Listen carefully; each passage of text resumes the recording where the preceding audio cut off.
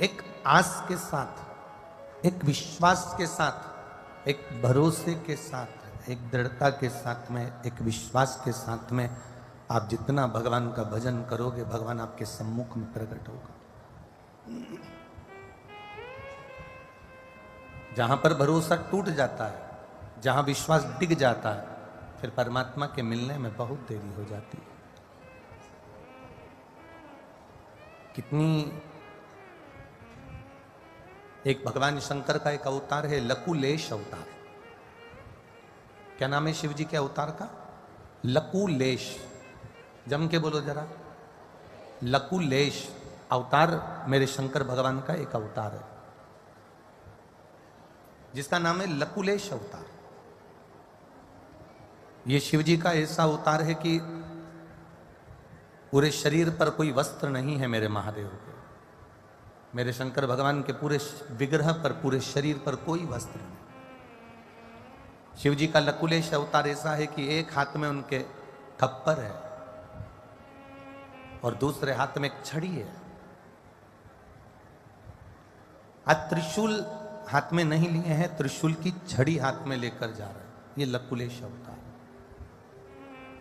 जटाबंदी है, भस्म रमा है, कान में एक फूल कनेर का शिव जी को लगा,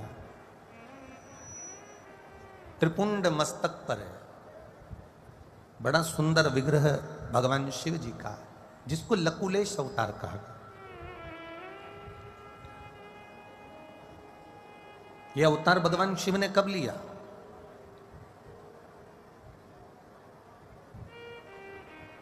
लकुलेश अवतार लेने का शंकर भगवान का कारण क्या था? शिव जी का लकुलेश अवतार होने का एक कारण केवल इतना है। एक बार माता पार्वती जी ने भगवान शंकर से कहा, भोलेनाथ मुझे नंदनवन और महाकलवन इन दोनों का दर्शन करना। मुझे नंदनवन भी जाना है और महाकाल भी जाना। अब भोलेनाथ जी ने तुरंत माता पार्वती जी से कहा कि तुम एक वन का दर्शन कर लो, चलना है तो नंदनवन चलो, तो मैं तुम्हें नंदनवन का दर्शन करा देता, और यदि तुम कहो तो मैं तुमको महाकालवन ले चलता हूं, महाकालवन का दर्शन करा देता। पर पार्वती जी मानी नहीं, और पार्वती जी ने कहा नहीं, मुझको तो दोनों वन का दर्शन करना है, मुझे नंदनवन भी जाना है और महाकालवन भी जाना है। पार्वती जी से शिव जी ने पूछा कि ये बताओ कि तुम नंदनवन जाना क्यों चाहती हो और महाकालवन जाना क्यों चाहती हो? कारण क्या है कि तुम नंदनवन जाना चाहती हो और महाकालवन जाना चाहती हो? ऐसा कारण क्या है? किस कारण से जाना चाहती हो? क्योंकि व्यक्ति अगर घूमने जाता है, भ्रमण करने के लिए जाता है, तो एक वन में होकर आ जाता है, एक वन में चले जाता है, वहां का दर्शन करता आ जाता है।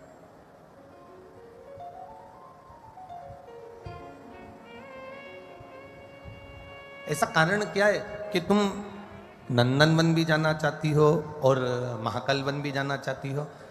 पार्वती जी ने भोलेनाथ जी से कुछ नहीं कहा, केवल इतना कहा कि मुझे तो आपके भक्तों के दर्शन करना। शिव का भक्त होता कैसा है? अड़भंगी भक्त होता कैसा है? और काशी की धरा पर नंदनवन में जब मेरे महादेव पहुंचे तो क्या देखते हैं कि एक साधारण से साधारण, गरीब से गरीब, साधारण से साधारण व्यक्ति नंदनवन में बैठा बड़ी प्रसन्नता से जिंदगी जी रहा, बड़ी प्रसन्नता। पार्वती जी ने शिव जी से प्रश्न किया कि ये बताओ कि इसके घर में कुछ भी नहीं है, ना इसके घर में बर्तन है, ना इसके घर में भोजन है, ना इसके घर में वस्त्र है, ना इसके घर में आभूषण है, इसके बाद भी इसके चेहरे पर प्रसन्नता क्यों है? इसके चेहरे पर स्माइल क्यों है? इसके चेहरे पर मुस्कान क्यों है? शंकर भगवान ने पार्वती जी से कहा, मुझसे पूछने से अच्छा है कि ये जो नंदनवन में रह रहा है इससे जाकर पूछ लो कि तुम्हारे चेहरे पर प्रसन्नता क्यों है, तुम मुस्कुरा क्यों रहे हो, तुम हंस क्यों रहे हो, तुम प्रसन्न क्यों हो, तुम्हारे चेहरे पर स्माइल क्यों है, तुम खुश क्यों दिख रहे हो। तुम मुझसे पूछ रही हो, उससे अच्छा ही भक्त से पूछो। पार्वती मैया उसी समय उस भक्त के पास गई और भक्त से जाकर पूछा कि एक बात बताओ कि तुम इतने खुश कैसे रह रहे हो, ना तो तुम्हारे पास में भोजन है, ना तुम्हारे पास में वस्त्र है, ना तुम्हारे पास में आभूषण है, तुम दुखी हो, इसके बाद भी तुम खुश दिख रहे हो। उस भक्त ने माता पार्वती जी को देखा, स्त्री का रूप धारण कर कर, एक ब्राह्मणी का रूप धरकर माता पार्वती जी पहुंची थी, तो उसने माता पार्वती के चरणों को नमन करा, प्रणाम करा। स्त्री एक ब्राह्मण की नारी का रूप रख कर गई, इसलिए उसको प्रणाम किया है। हमारा सनातन धर्म, हमारे भारत की सभ्यता, हमारे भारत की भूमि, हमारा सनातन धर्म, हमारे शास्त्र, हमारे वेद हमारे सम्मुख में वर्णन करते हैं, नारी कोई भी हो, चाहे तुम्हारे घर की हो चाहे बाहर की हो, नारी तुम्हारी चाहे बेटी हो, भाभी हो, माँ हो, धर्मपत्नी हो, बुआ हो, चाची हो, काकी हो, नानी हो, जो नारी है, शिव महापुराण की कथा कहती है कि नारी का जिंदगी में अगर आपने सम्मान करना सीख लिया तो पूरी दुनिया आपका सम्मान करना चालू कर देती है, जो नारी का सम्मान कर।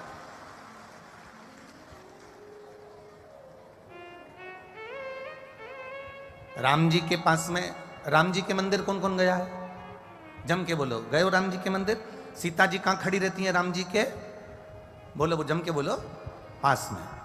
लक्ष्मी जी कहां बैठी रहती हैं नारायण के चरण के पास।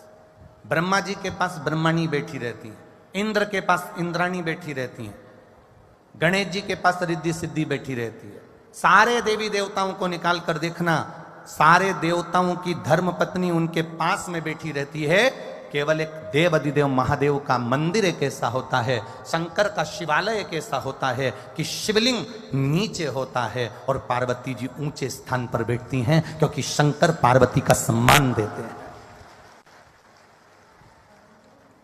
पार्वती को शिव जी नीचे नहीं रखते, पार्वती जी को सामने। आप महाकाल मंदिर में दर्शन करने जाओ, सोमनाथ मंदिर में दर्शन करने जाओ, काशी विश्वनाथ का दर्शन करने जाओ, 12 ज्योतिर्लिंग का दर्शन कर कर आना, एक भी ज्योतिर्लिंग में शंकर जी के पास में पार्वती नहीं मिलेगी। शंकर जी से दूर ऊंचे स्थान पर हाथ जोड़कर बैठी हुई पार्वती मिलेगी, क्योंकि मेरे महादेव ने नारी का आदर करा है, सम्मान करा है, सत्कार करा है। जरा सा नारी का अपमान हो गया था, मेरे महादेव, जरा सा माता सती कुंड में कूद कर मर गई थी तो शिव को क्रोध आ गया था, और क्रोध आने के कारण भगवान शंकर ने फिर अपनी जटा से वीरभद्र को उत्पन्न कर कर पूरी यज्ञशाला को विध्वंस कर दिया था।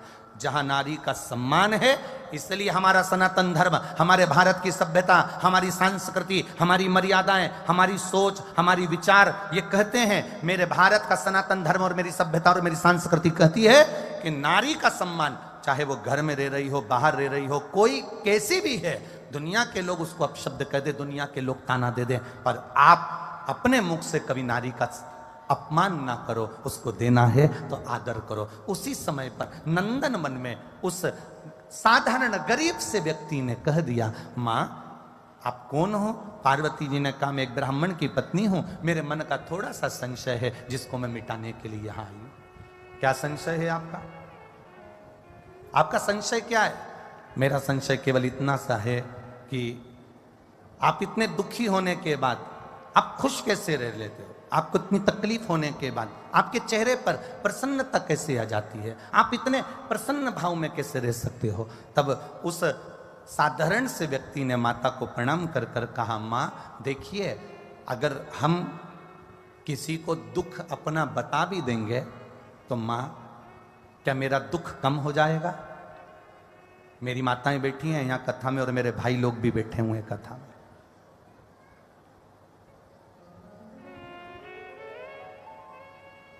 मेरी माताएं बैठी हैं, मेरे भाई लोग भी बैठे हैं, मेरी जीजीओन बैठी हैं तो मेरे जीजाउन भी यहाँ कथा में बैठे हैं, बच्चे बैठे हैं, बड़े बैठे हैं। मैं आदर के साथ पूछना चाहूंगा, आपके ऊपर कर्जा हो गया और आपने आपके 4 दोस्तों को बताया कि तुम्हारा कर्जा कम हो जाएगा?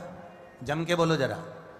आपको बीमारी हो गई, रोग आ गया, सिर दुख रहा है, पेट दुख रहा है, लीवर गड़बड़ हो गया, किडनी गड़बड़ हो गई, आपने किसी को बता दिया तो क्या तुम्हारा लीवर किडनी सही हो जाएगा? अपना दुख, अपनी स्थिति हम दूसरे को बताकर क्यों बताएं? उसको बता देंगे तो क्या मेरा दुख कम हो जाएगा? नहीं। नंदन वन में रहने वाला एक साधारण सा, काशी में रहने वाला एक साधारण सा व्यक्ति पार्वती जी से कह रहा है कि मैं यहां रह रहा हूं, मेरे बताने से अगर दुख कम होता तो मैं सारी दुनिया में 50 लोगों को पकड़ करके देता, मेरा पेट दुख रहा है, मेरा पेट दुख रहा है, मेरा पेट दुख रहा है, मेरा पेट दुख रहा है। पेट दुखना बंद हो जाए ना। पेट कब दुखना बंद होगा? जब हम औषधि लेंगे। पेट दुखना कब बंद होगा? जब हम दवाई लेंगे। सिर दुखना कब बंद होगा? जब हम दवाई लेंगे। हाथ दुखना कब बंद होगा? जब हम दवाई लेंगे। उसी तरह उस साधारण व्यक्ति ने कहा, दुनिया को अपना दुख बताकर मेरा दुख जब कम नहीं हो सकता तो मैं भगवान के नाम का भजन करना प्रारंभ कर देता हूं और खुश रहना प्रारंभ कर देता हूं, दुख दूर भाग जाता। जब मैं भगवान के नाम का भजन करता हूं तो मुझसे दुख दूर भागता है, मेरी प्रसन्नता से दुख दूर भागता है, मेरी प्रसन्नता। बहुत बहुत सुंदर बात यहां पर कही है महाराज जी।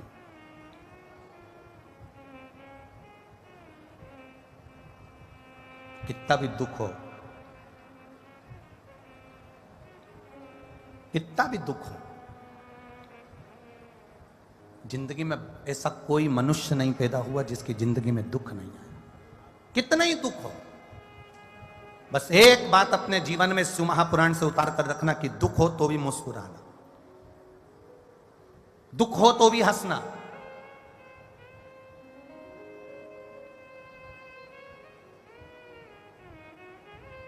दुनिया के लोग हैं, ताना देने में पीछे नहीं हटेंगे। दुनिया के लोग हैं, ताना दे ही देते हैं। राम जी महाराज ने गिद्धराज जटायु का अंतिम संस्कार करा। बोलो, रामायण सुनी कि नहीं सुनी है? अरे जम के तो बोलो, सुनिए। राम जी ने गिद्धराज जटायु का अंतिम संस्कार करा। करा था कि नहीं करा था? करा था ना। जब गिद्धराज जटायु का अंतिम संस्कार करा, दुनिया के लोग हैं, ताना देने में पीछे नहीं हटते। देने वालों ने ताना दे दिया, अपने पिता का अंतिम संस्कार नहीं करा और दूसरे का अंतिम संस्कार करता फिरे राम जी। कहने वाले कहते रहे, बोलने वाले बोलते रहे, अब शब्द कहने वाले कहते रहे, पर राम जी डिगे नहीं, अपनी भक्ति में, अपने भजन में रमे रहे। नंदनवन में माता पार्वती जी ने एक साधारण से व्यक्ति से पूछा और बहुत बहुत सुंदरता का भाव हो। ताली बजाने के लिए सत्संग है, ताली बजाने के लिए शंकर जी का मंदिर है, ताली बजाने के लिए भगवान का भजन है। और शिव महापुराण की कथा कहती है, ताली बजाओ तो सत्संग में बजाओ, पर किसी के दुख में या किसी के बर्बादी में या किसी की तकलीफ में कभी ताली मत बजाना। किसी को कष्ट है तो प्रसन्न मत होना, उसके दुख को देखकर दुखी हो जाना, उसके सुख को देखकर सुखी हो जाना।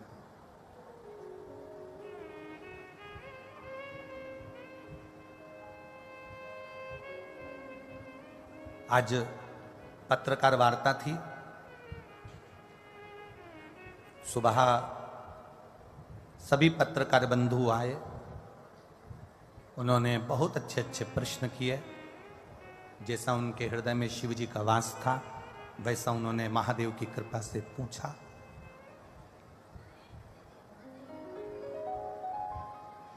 एक प्रश्न, दो प्रश्न, दो एक पत्रकार बंधुओं ने भी कहे, आप कहते हो कि बेलपत्र का प्रयोग, आप कहते हो कि बट वृक्ष का प्रयोग, आप कहते हो पीपल के वृक्ष का प्रयोग, ये सब कुछ, ये सारा क्या साइंस से जुड़ा हुआ है? क्यों नहीं? बहुत अच्छा प्रश्न था, हम उनको धन्यवाद देंगे। बहुत बहुत साधुवाद आप लोगों के प्रश्न के लिए।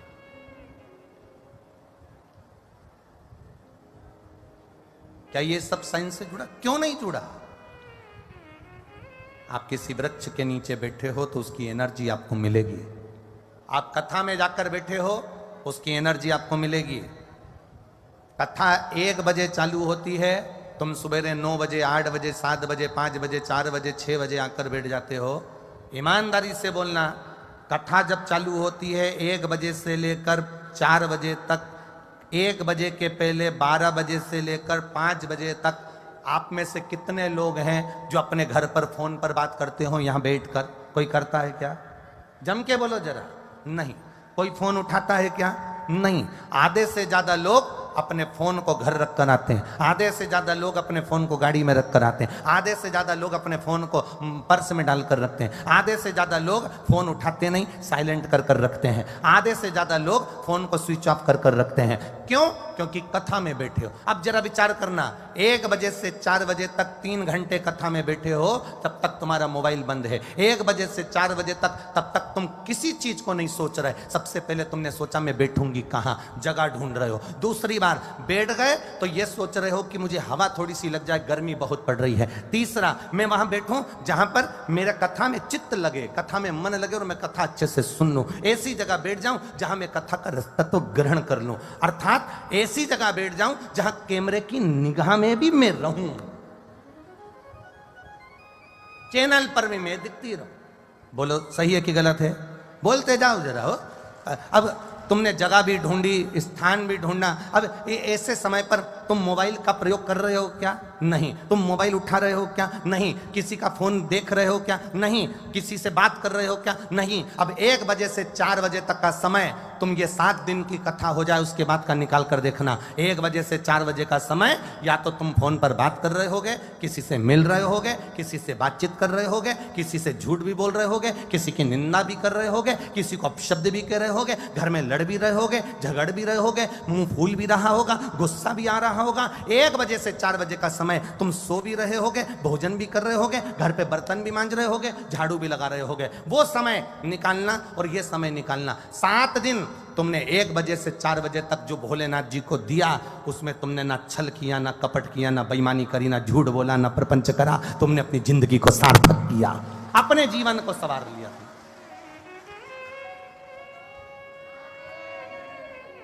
कई लोग कहते हैं गुरुजी आपकी कथा सुनने इतने सारे लोग आते हैं। आज का प्रश्न है पत्रकार वार्ता का, इतने सारे लोग कथा सुनने आते हैं, क्या सब शंकर के भगत हैं? क्या सब कथा के श्रोता हैं? हम उनसे कहते हैं नल के नीचे सीधा मटका लगा दो, चाहे उल्टा मटका लगा दो। जिसने सीधा मटका लगाया, सीधी बाल्टी लगाई तो वो भर आ जाएगी, और किसी ने उल्टी बाल्टी लगाई तो उस पे पानी गिरता रहेगा। तो भले वो बाल्टी भराए नहीं, पर ठंडी तो बनी रहेगी। जितनी देर कथा में जो बैठा है, कम से कम शीतल तो बैठा है, अच्छे से तो बैठा है, अपनी जिंदगी सार्थकपन से जी तो रहा है।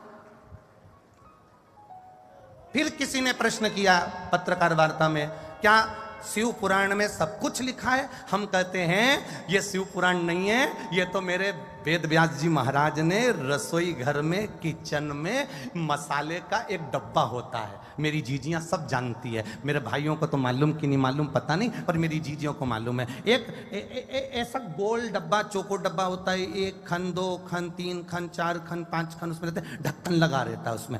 उसमें हल्दी, मिर्ची, नमक, हींग, धनिया, बोलते जाओ, गरम मसाला, धनिया पाउडर, हाँ, जीरा, राई, बोलो रही जीजियों, सब उस डब्बे में रहता है कि नहीं रहता? एक ही डब्बे में सब है, एक ही डब्बे में सब।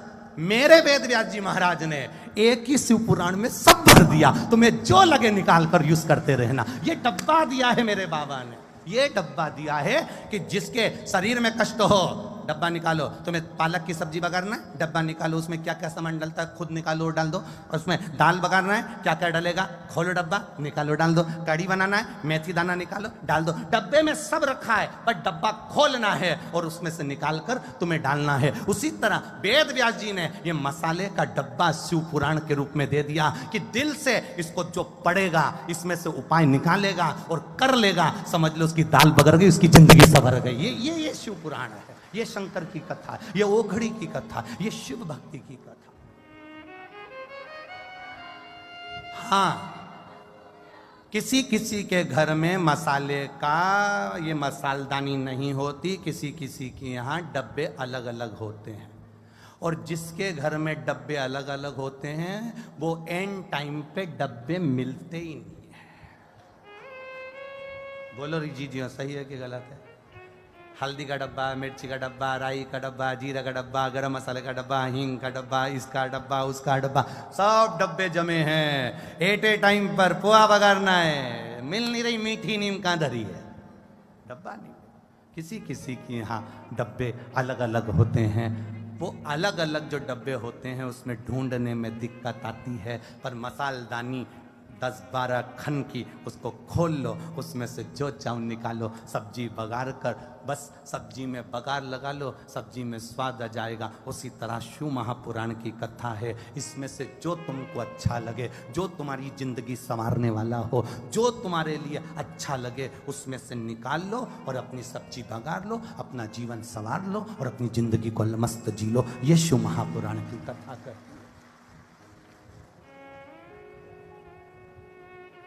तो कोई तुमसे अब पूछ ले कि कहां गई थी, तो कहना मसाले के डब्बे के अंदर गई थी। मसाले का डब्बा, किसी को राई, किसी को नमक, किसी को मिर्ची, किसी को धनिया, किसी को हल्दी, जो सब्जी में लगा आपने निकाला, डाला, डब्बा बंद कर दिया। इस शिव महापुराण में वेदव्यास जी ने 24,000 श्लोक में केवल मेरे महादेव के एक एक तत्व का वर्णन किया। शहद लगाने से क्या होता है, बेलपत्र चढ़ाने से क्या होता है, काली तिल चढ़ाने से क्या होता है, एक गेहूं का दाना चढ़ाने से क्या होता है, एक कमल गट्टा चढ़ाने से क्या होता है, एक धतूरा चढ़ाने से क्या होता है, क्या होता है अरहर की पत्ती चढ़ाने से क्या होता है, शिव तत्व को जानने से। एक एक शब्द का जिनने जाना, ये पत्र आए, हम ज्यादा पत्र तो अभी पढ़े नहीं है। पत्र लिखा है, मैं रीचा गुप्ता, स्कीम नंबर 3, अलवर राजस्थान से हूं। कहीं बैठी हैं रीचा जी गुप्ता? कहीं बैठी हो? मैं रीचा गुप्ता, स्कीम नंबर 3, अलवर राजस्थान में एक लोटे जल का मैं वर्णन करना चाहती हूं। गुरुदेव, मेरी शादी को 6 साल पूरे हो गए थे, मेरी कोई संतान नहीं थी। सारे इलाज करवाए, डॉक्टरों को दिखवाया, यहां तक कि झाड़ फूक भी करवाई, फिर भी संतान की प्राप्ति नहीं। गुरुदेव, डॉक्टर के अनुसार संतान का सब जो डॉक्टर ने बोला सब कराया, पर औलाद नहीं। तब किसी के कहने पर आपकी शिव महापुराण की कथा एक छोटी सी क्लिप मोबाइल पर आई, और मोबाइल पर जब क्लिप आई तो सुनने का मन लगा, और मन लगा तो आपने 108 बेलपत्र का उपाय बताया, काली मिर्च का उपाय बताया। फिर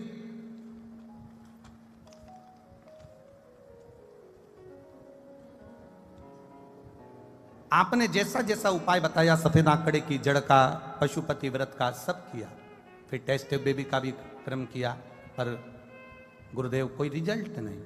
बाबा की ऐसी कृपा हुई, पशुपतिनाथ का व्रत किया और बाबा की कृपा से मेरा गर्भ ठहर गया, और शिव की कृपा से मेरे घर में बाबा देव अधिदेव महादेव, जैसा आप कहते हो, देवता देते हैं पल्ला झाड़ कर और महादेव देता है छप्पर फाड़ कर।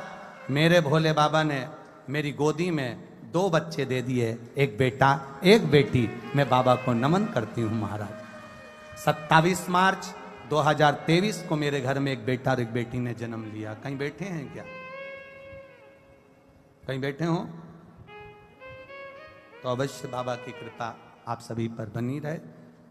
रीचा गुप्ता, स्कीम नंबर 3, अलवर राजस्थान की निवासी हूं। शिव तत्व इसी को कहते हैं। और घड़ी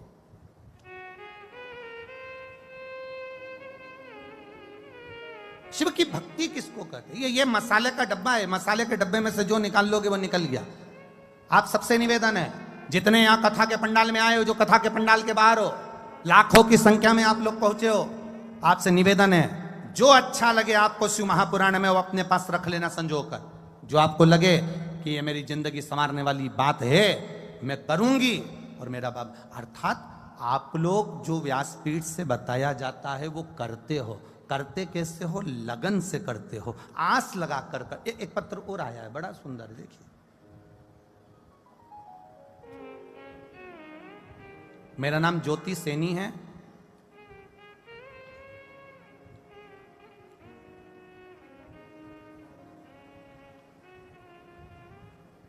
मैं राजगढ़ अलवर से आई हूं। राजगढ़ यही है क्या? अच्छा। मेरा मोबाइल नंबर ये है, कहीं बैठी हैं ज्योति सैनी, राजगढ़ अलवर से हैं। अगर कहीं बैठी हो तो दोनों हाथ ऐसे एक बार हिला देना। ज्योति सैनी, राजगढ़ अलवर। पिछले वर्ष मेरे पेट में अचानक दर्द हुआ। हमने राजगढ़ के ही अस्पताल में जांच करवाई तो उसमें मेरे गर्भाशय के पास में एक गांठ हुई और डॉक्टर को दिखाया तो उन्होंने गांठ का ऑपरेशन का बोल दिया। सारा परिवार चिंतित हो गया गुरुदेव। उसका एक कारण है परिवार का चिंतित होना कि मेरी उम्र कम है, मैं मात्र 15 वर्ष की हूं और 15 वर्ष की और मेरे गर्भाशय के पास गांठ हो जाना अर्थात चिंता का विषय हो गया गुरुदेव। इतनी छोटी सी अवस्था में गर्भाशय के पास गांठ होना, सारा घर चिंता में पड़ गया। जयपुर जाकर जांचें कराई, उसमें भी गर्भाशय में गांठ बताई गई। डॉक्टर ने कहा इसका ऑपरेशन होना जरूरी है, ये गांठ जांच के लिए जाएगी और पता पड़ेगा कि ये गांठ है किस चीज की। अब और चिंता बढ़ गई, कैंसर जैसे रोग का विचार मन में आने लगा। गुरुदेव, हमने डॉक्टर साहब जयपुर के डॉक्टर से कहा आप दवाई दे दीजिए, हम विचार कर कर ऑपरेशन कराएंगे। दवाई लेकर आ गए। डॉक्टर ने कहा जल्दी से जल्दी ऑपरेशन करा लेना। हम घर आए, एक महिला को शिव मंदिर जाते हुए देखकर बाबा की कृपा से हमने भी मंदिर जाना चालू करा। शंकर जी पे जल चढ़ाती, वहीं पर आचमन कर लेती, एक बेलपत्री को उठाकर खा लेती गुरुदेव। और बाबा की कृपा का क्या वर्णन करूं। 1 महीने बाद हम वापिस जयपुर के अस्पताल में जांच के लिए गए। डॉक्टर ने कहा तुम्हारे शरीर में कोई गठान नहीं है, वो गल चुकी है। यह शिव भक्ति है, ये ओघड़ी है। कहीं बैठी हो तो हाथ हिला सकती हैं। कहाँ बैठी हैं? हाँ, ऐसे हाथ हिला दो एक बार कहीं बैठी हो तो। ठीक ठीक ठीक ठीक, दिख गए। खाली न जाता कोई दर से तुम्हारे, खाली न जाता कोई दर से तुम्हारे, मैं भी खड़ी हूँ नंदी बाहें पसारे, अपने हृदय से लगा लो गिरा जा रहा हूँ, उठा लो। बैठ जाइए बेटी, बैठ जाइए। सोयरासिस वाली बात। बैठ जाइए, बैठ जाइए। लिखन पढ़ेंगे, पत्र हो ना तो पढ़ेंगे। शिव कृपा, उदारता मेरे महादेव की। आप जितने आए हो ना, हम मानते हैं एक बार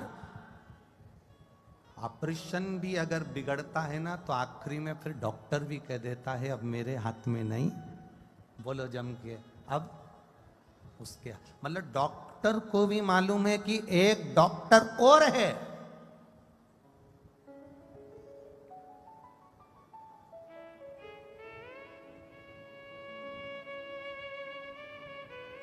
ये डॉक्टर को भी मालूम है कि एक डॉक्टर और है।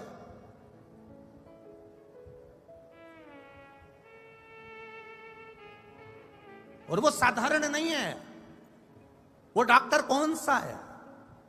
वो डॉक्टर कोई दूसरा नहीं, आपके भीतर का विश्वास, आपके भीतर की दृढ़ता, आपके भीतर का भरोसा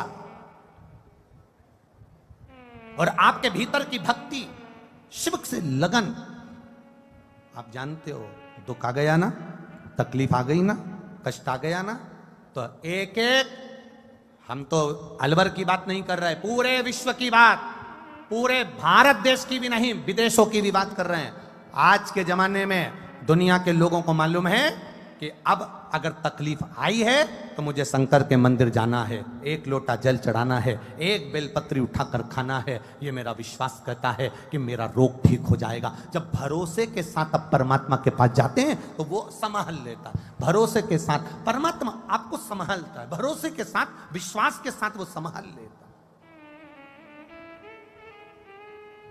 आए करोड़ों करोड़ों लाखों लाखों लोग, कल जो अभिषेक हुआ, कल जो अभिषेक, इससे पहले जो पिछले वर्ष अभिषेक हुआ था, 44 करोड़ लोगों ने अभिषेक करा था। ये आस्था चैनल की टीआरपी और चैनलों की टीआरपी से मालूम पड़ता है कि कितने लोग अभिषेक करे हैं। कल मालूम पड़ा 63 करोड़ लोगों ने कल का अभिषेक करा था। 63 करोड़ अभिषेक एक साथ रात्रि को, पूरा देश विदेश सब जगह लोग करे हैं।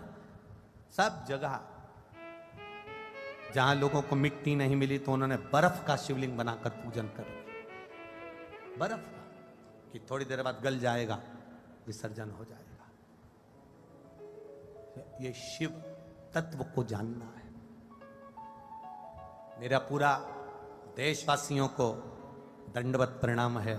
आपने जो विश्वास के साथ अभिषेक करा, मेरा भोलेनाथ अगले साल के पहले 3 महीने के अंदर जो झोली भर देगा, आप अगले साल फिर बढ़कर अभिषेक करो।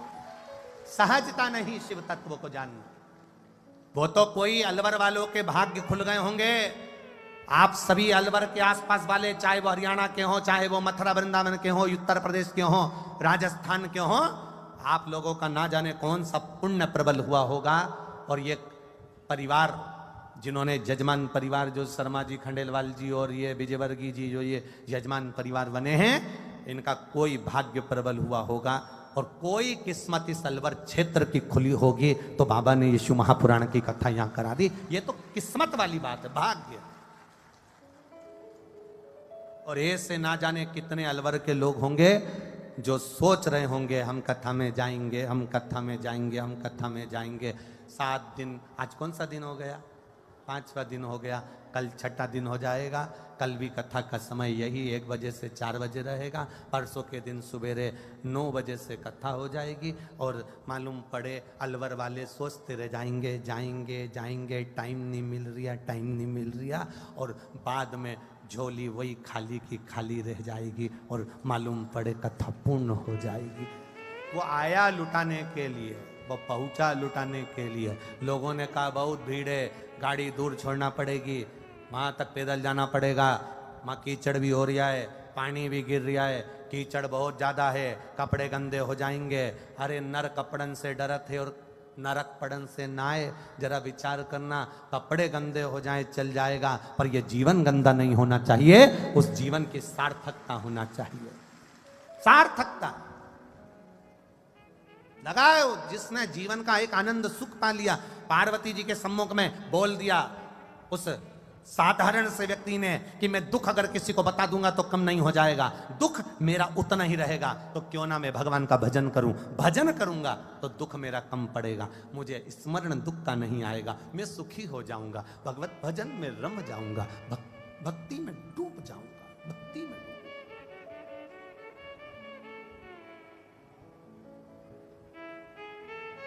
जिनको भगवान ने थोड़ा बहुत धन ज्यादा दिया, उन्होंने दोनों हाथों से लोगों को खूब खिलाया, पानी पिलाया, शरबत पिलाया, पानी पिलाया, बिस्कुट खिलाया, टॉफी खिलाई, पूड़ी सब्जी खिलाई, खिचड़ी खिलाई, पोहा खिलाया, हलवा खिलाया, ब्रेड पकोड़ा खिलाया। एक कोई कल बता रहे थे, कोई एक भाई है, उसका नाम हमारे पास में वहाँ कमरे में रखा है, कहा गुरुजी प्रतिदिन जिस दिन से कथा चालू हुई है उस दिन से 1.5 कुंटल मूंग के दाल का देसी घी का हलवा बनवा कर लाता है और 1.5 कुंटल हलवा बांट कर जाता है प्रतिदिन। कहा गुरुजी एक कोई लेडीज है, वो 2 बोरा भर भर के 3 बोरा भर भर कर ब्रेड पकोड़े बना कर लाती है अपने घर में तल तल कर, और बोरा भर कर लाकर 1.5 2 3 बोरा ब्रेड पकोड़े बांट कर चली जाती है।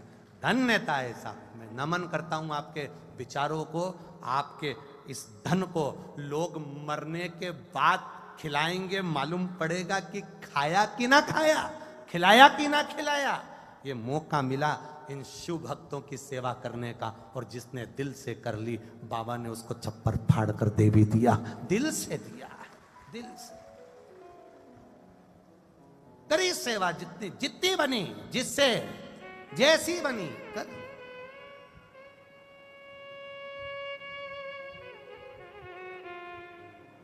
सुना, सुन लिया। नंदनवन से पार्वती मैया,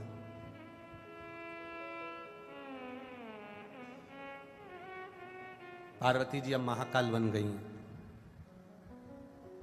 और महाकाल वन में भगवान शंकर ने पार्वती जी से कहा कि तुम रूप रख कर जा रही हो।